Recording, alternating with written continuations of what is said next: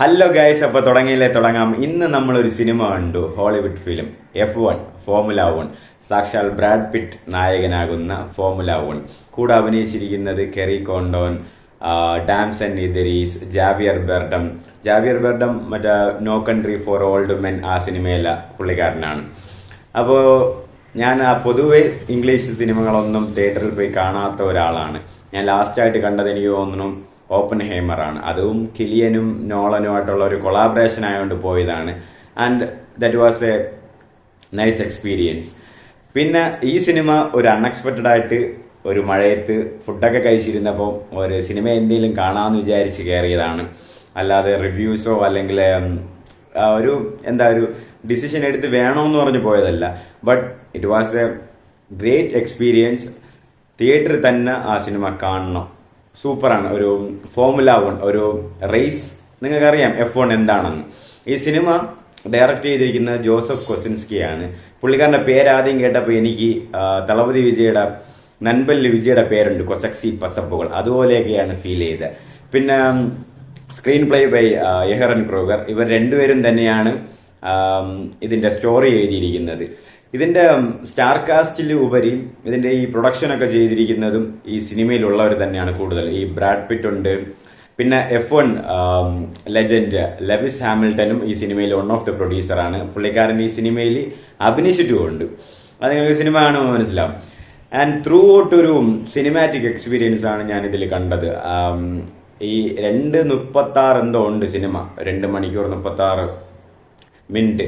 പക്ഷെ ഇതിൽ ഏറ്റവും കൂടുതലും വരുന്നത് റേസാണ്, ഗ്രാൻഡ് പ്രിക്സ്, ആ ഒരു ഫീൽഡാണ് കാണിക്കുന്നത്.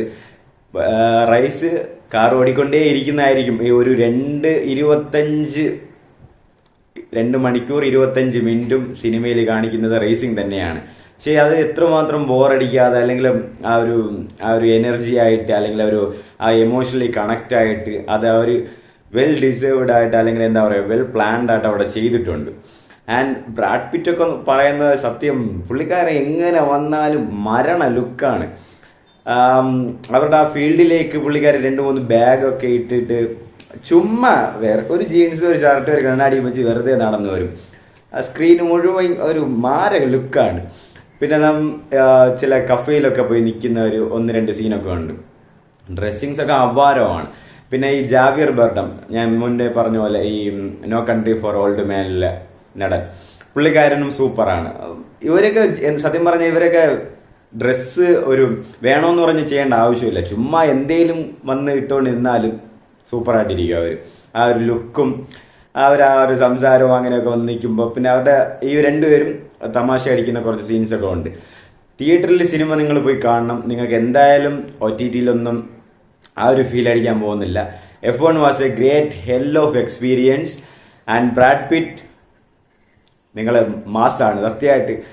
അദ്ദേഹത്തിന്റെ ആ സ്ക്രീൻ പ്രസൻസും ആ സിനിമയിലുള്ള റോളുകളൊക്കെ അത് ഈ സിനിമയിൽ F1-ലെ റിയൽ ഹീറോസ്, F1-ലെ റിയൽ ഡ്രൈവേഴ്സ് ആയിട്ടുള്ള റിയൽ റേസേഴ്സ് ഒക്കെ ഈ സിനിമയിലുണ്ട്. ലെവിസ് ഹാമിൽട്ടൺ, വെർസ്റ്റാപ്പൻ, അങ്ങനെ പുള്ളിക്കാരൻ 2-3 കുറച്ച് പേരൊക്കെ ഉണ്ട്. അങ്ങനെ ഒരു ബ്രഹ്മാണ്ഡ പടപ്പാണ് ആ സിനിമ. നിങ്ങൾ കാണണം. തിയേറ്റർ എക്സ്പീരിയൻസ് മസ്റ്റ് ആണ്. കാണുക. And F1 formula 1 Brad pit, you are awesome.